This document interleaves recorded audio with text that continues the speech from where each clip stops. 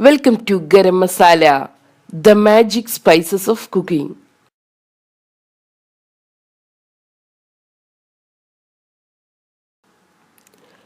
മുട്ട പൊരിച്ചത്.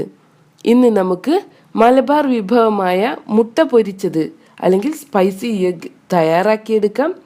ഇത് നല്ലൊരു സ്നാക്കാണ്. ഇതിനു വേണ്ടി ഞാൻ 4 മുട്ടയാണ് എടുത്തിട്ടുള്ളത്. നമുക്കിതിനെ ഹാർഡ് ബോയിൽ ചെയ്തെടുക്കണം.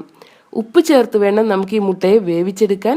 അതിനുശേഷം മുട്ടയുടെ ഷെല്ലെല്ലാം റിമൂവ് ചെയ്യാം.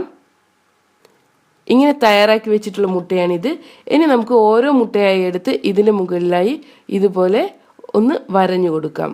മസാല അകത്തോട്ട് പോകുന്നതിന് വേണ്ടിയാണ് ഇങ്ങനെ ചെയ്യുന്നത്. ഇനി നമുക്ക് ഈ മുട്ടയെ ഒന്ന് മാരിനേറ്റ് ചെയ്തെടുക്കാം.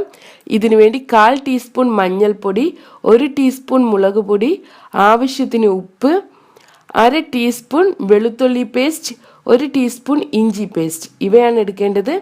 നമുക്കിതിനെ നന്നായി ഒന്ന് മിക്സ് ചെയ്തെടുക്കാം. ഇതിലോട്ട് നമുക്ക് 1-2 ടേബിൾ സ്പൂൺ വെള്ളം ഒഴിച്ച് ഇതിനെ ഒരു തിക്ക് ബാറ്ററാക്കി മാറ്റാം.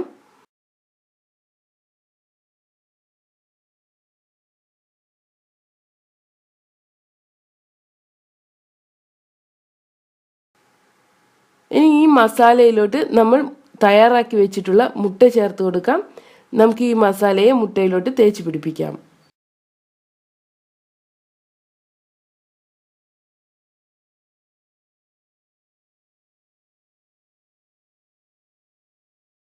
ഇങ്ങനെ മാരിനേറ്റ് ചെയ്ത് വെച്ചിട്ടുള്ള ഈ മുട്ടയെ 1/2 മണിക്കൂർ നമുക്ക് വെക്കാം.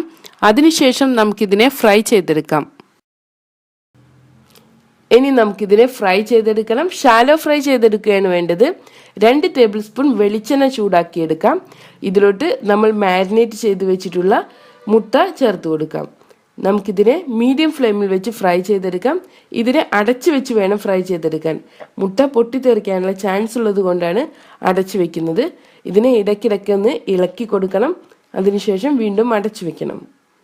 മീഡിയം ടു ലോ ഫ്ലെയിമിൽ വെച്ച് ഫ്രൈ ചെയ്തെടുത്താൽ മതി. ഇതിലോട്ട് നമുക്ക് കുറച്ച് കറിവേപ്പില ചേർത്ത് കൊടുക്കാം.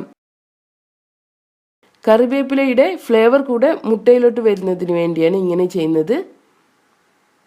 നമുക്കിതിനെ ഫ്രൈ ചെയ്തെടുക്കാം. നമ്മുടെ മുട്ട ഫ്രൈ ആയി വന്നിട്ടുണ്ട്.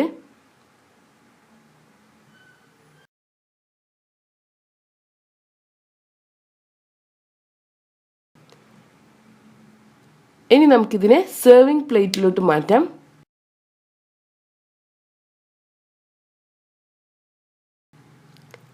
അങ്ങനെ നമ്മുടെ easy and delicious spicy egg തയ്യാറായിട്ടുണ്ട്.